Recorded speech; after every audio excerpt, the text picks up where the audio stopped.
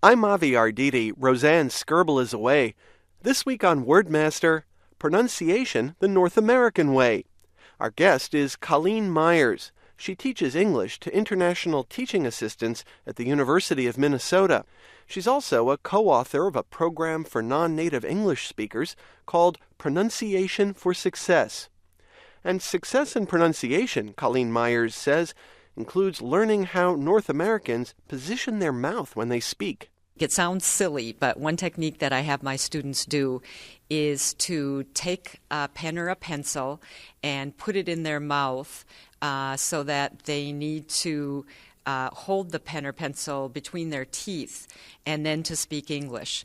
And this will open up their jaw just enough to help them be more understandable to people from Canada or the United States.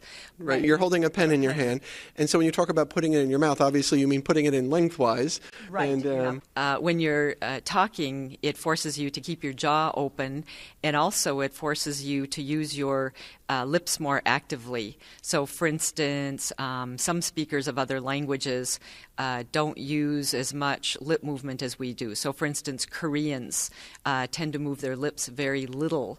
And so, as a result, their sounds maybe aren't as clear as they need to be for speakers of North American English. And also, there's just the whole way that they're perceived in terms of somebody looking at them. We have a saying in English, read my lips. So sometimes you can say something and the person doesn't even need to hear what you're saying, but they can just look at the movement of your mouth and they can understand what you're getting at. Recently we received a question from a young woman in Iran. She's curious how she can go about learning pronunciation, and one of the things she asked is, should she look at herself in the mirror?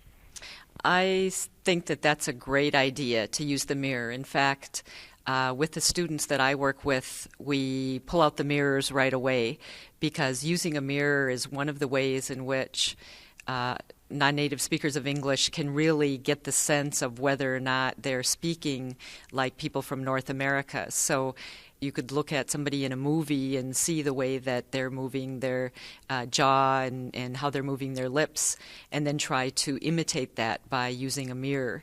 Another thing that I've heard and that I sometimes tell my students to do is to smile when they're speaking English, because smiling, when you smile, you're happy, and that can sometimes help with the music of English. So, for instance, if I pick up the phone and don't smile, then I might say something like, hello.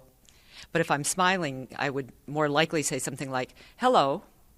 And so to a North American listener, I sound like I'm much happier and sound like I'm much more interested in talking to them.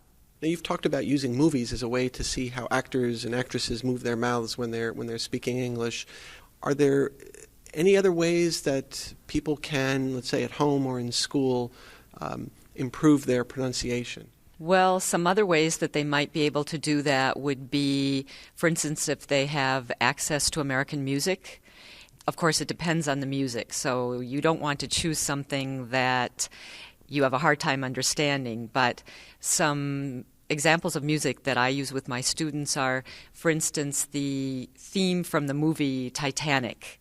In fact, a lot of people don't realize it, but Celine Dion is a non-native speaker of English herself. She's French-Canadian. Right, she's French-Canadian. And the song that she sings in that movie is excellent because she sings it slowly, she articulates very clearly, and not only that, but for a lot of students, they don't mind singing it over and over and over again.